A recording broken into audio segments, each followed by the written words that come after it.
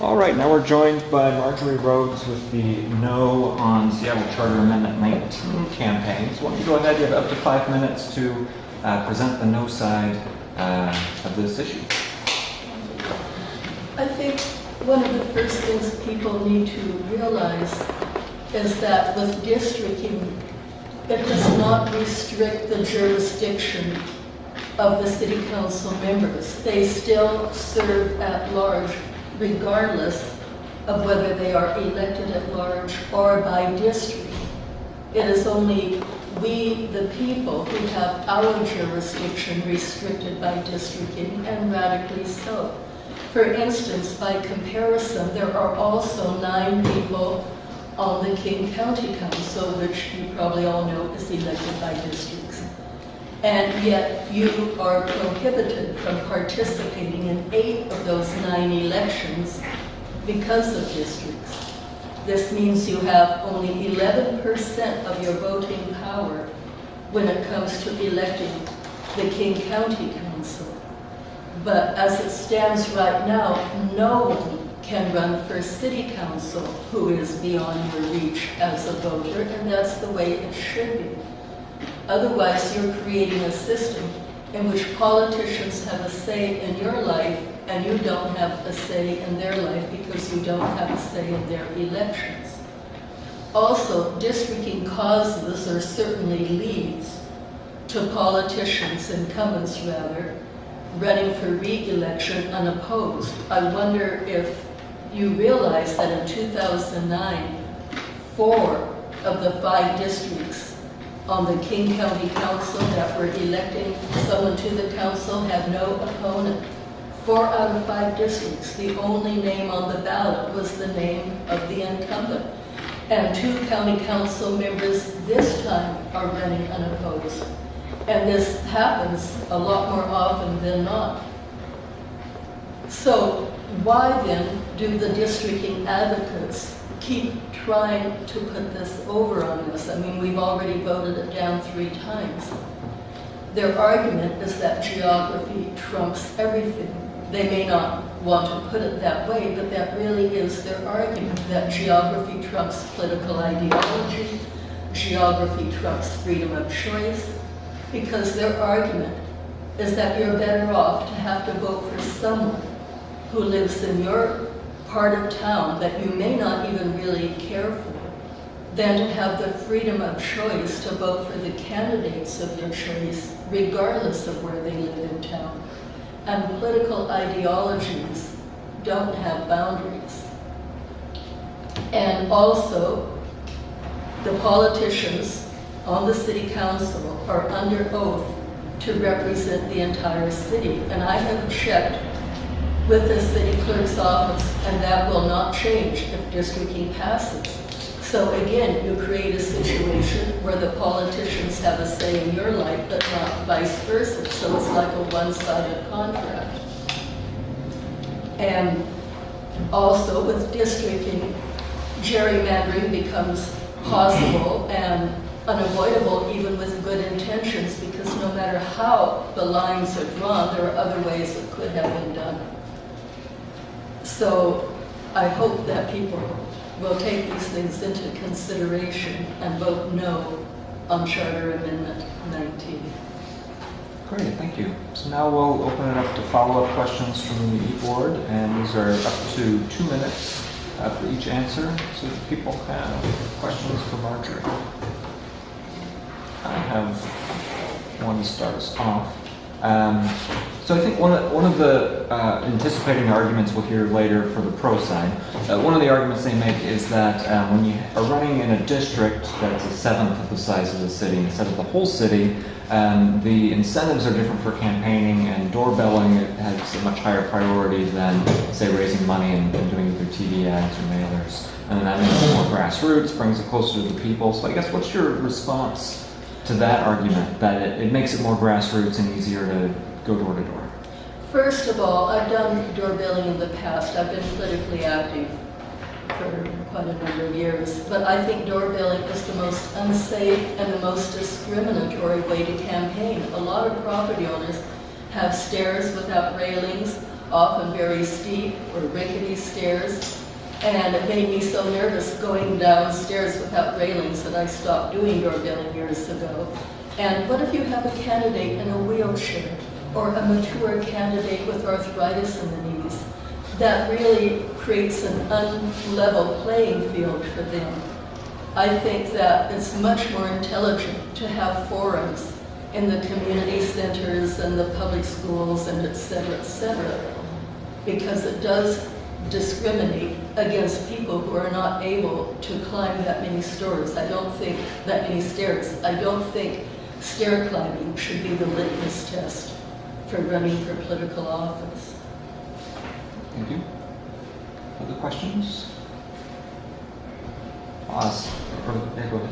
So I'm curious about the perspective of the city districting and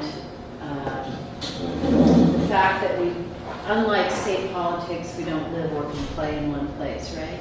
So I'm curious what your perspective is on the issue of advocating for issues across the city. So if I care about issues in South Seattle, or I care about issues in North Seattle, or whatever, and how districting will impact that.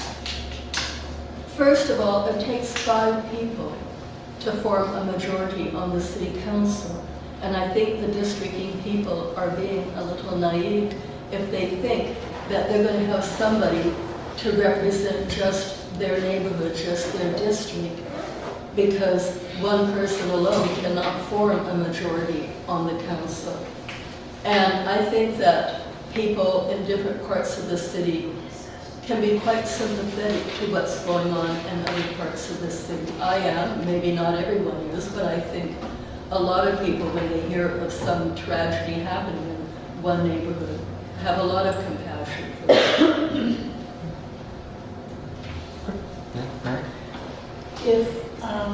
If you wanted to push an issue with the city council, wouldn't you have to lobby all of the members anyway? I mean, you couldn't just have a relationship with your one representative. You wouldn't get anywhere with dealing with just one person. You would have to talk to all of them. I mean, I gather that, well, I'm not sure that's maybe more a point for the other side.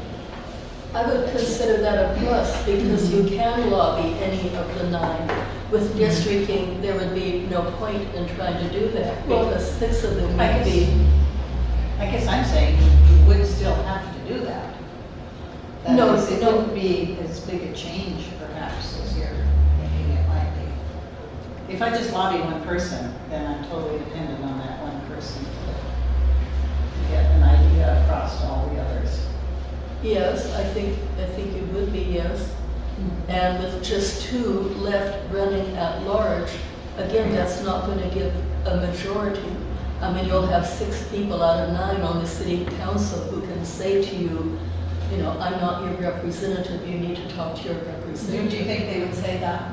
Yes, let's put it this way. When it comes to the state legislature, whenever I have called the legislative hotline, I'm always told, oh, you can only leave a message for your state senator and your 2 representatives and not the other 48. And yet some of the members of the other 48 districts may be more to my liking, more in sync with me on political issues. Just because someone lives in your neighborhood, it does not mean that person shares your political ideologies. I mean, I bet we all have neighbors we would never want to see on the city council. All of my neighbors in 2590 are wonderful people. Clayton. It's easy to focus on the relationship between constituents and members of the city council with respect to this proposal, this charter amendment proposal. What do you think it does for the relationship between the mayor and the city council? Do you think the mayor is in a stronger position in negotiating various issues with this amendment change or not? I don't think the mayor would be in a stronger position with districts. I don't know, maybe the mayor could even be, frankly, I haven't thought of that before, but I don't think the mayor would really be in a stronger position or necessarily in a weaker position. I think it might also have to do with the issue. I think the issue is what would really matter here.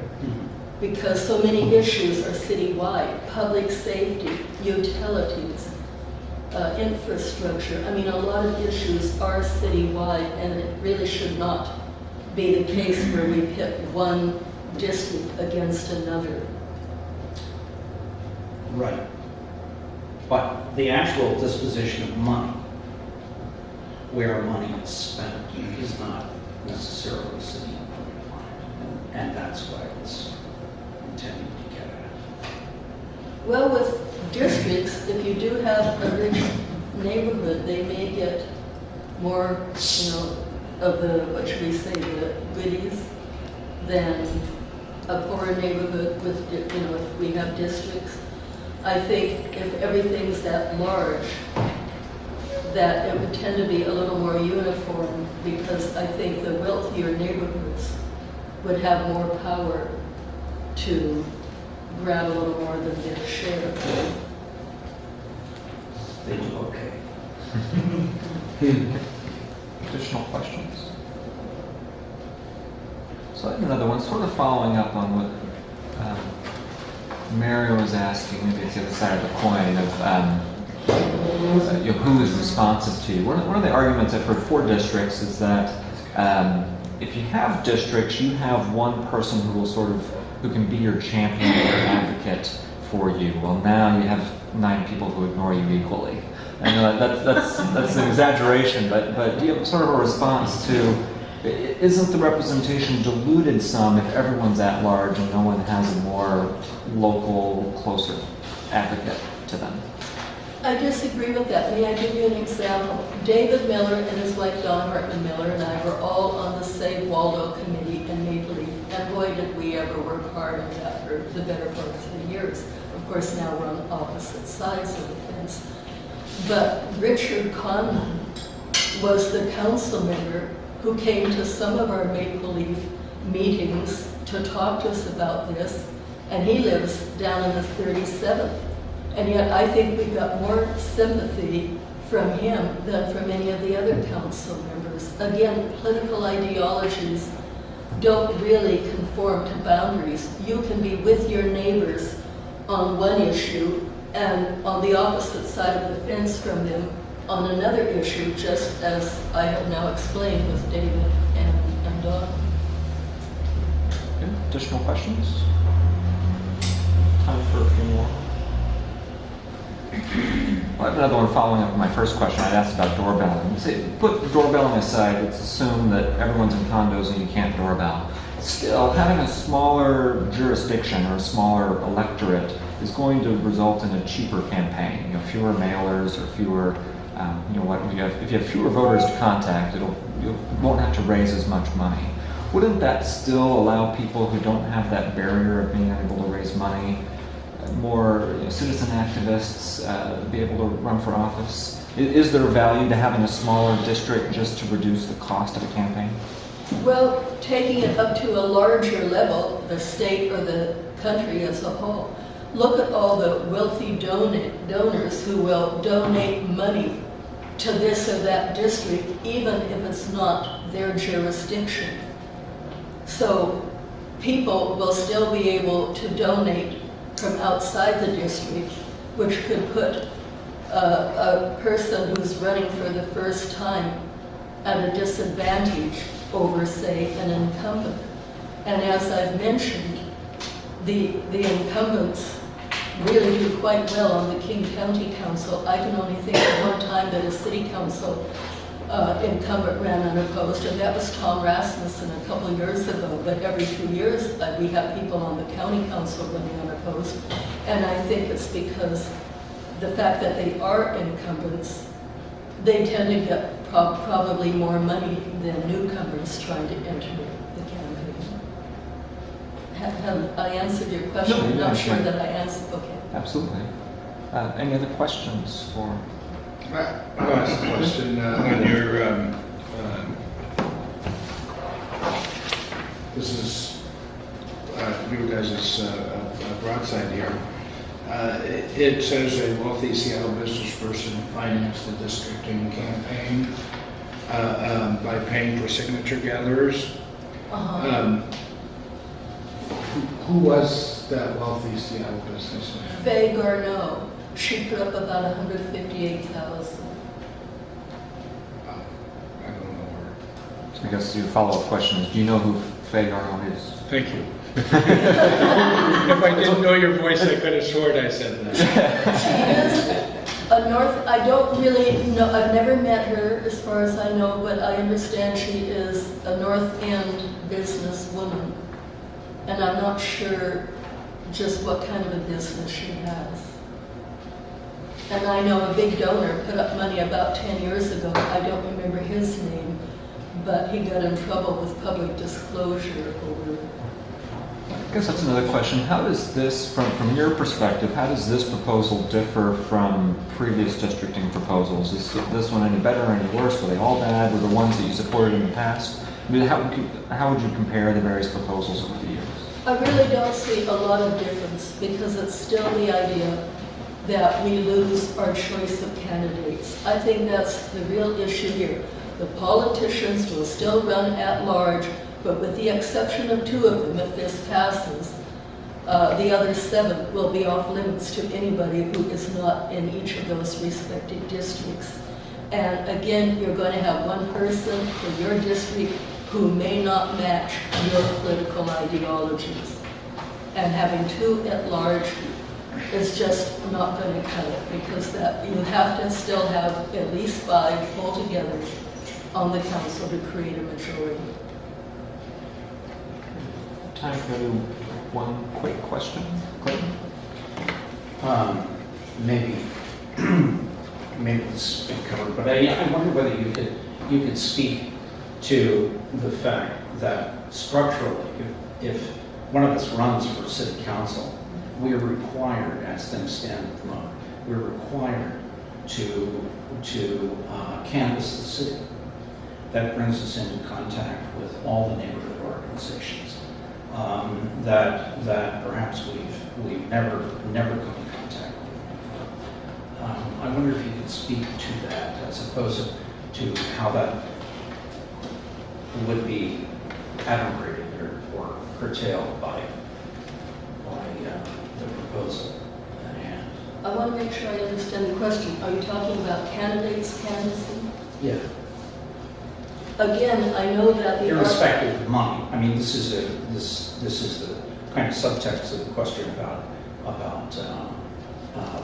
that Jeff asked regarding the change allowing a different kind of candidate to emerge, a more neighborhood-oriented candidate, perhaps with less money, and in theory, less susceptible to corporate funding.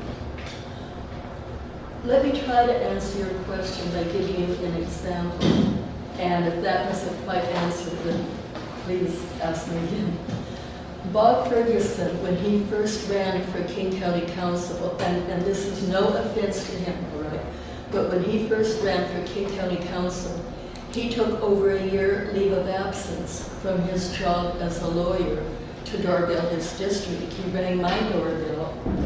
But how many Americans have the luxury of being able to do that? I mean, how many of us have that kind of financial independence or job security that we can take a year or more from a job to go out and doorbell like that? And when the candidates do doorbell, it's ding dong, hi, I'm Joe Schmo running for such and such office, and here is my predictable campaign literature. Now don't forget to vote for me, bye. And I think it makes so much more sense if the people would require that the candidates debate each other at forums, in the schools, in the community centers, because then you have them there together to answer questions, and an audience can pin them down better on where they stand on issues. So I think money should not really be that involved in the equation, but insofar as it is, again, a donor can give money to someone not in their district, so I don't think it's really going to keep the money out. It has not kept the money out of congressional or state races, the fact that they are elected by district. All right, so we're about out of time. If you want to take 30 seconds for a closing statement. All right, again, the main thing here is that the candidates will still serve at large, even if they are elected by district. It is we, the people, who come out the losers, because we lose our choice of candidates. And I have to tell you, I don't like the idea that someone would go to the polls and vote to say, Marjorie, you can no longer vote for the candidates of your choice. You have to vote for someone in your district. And I don't think that's very ethical, for one thing. I mean, I don't think somebody should vote to take away another person's votes. Great. Thank you very much.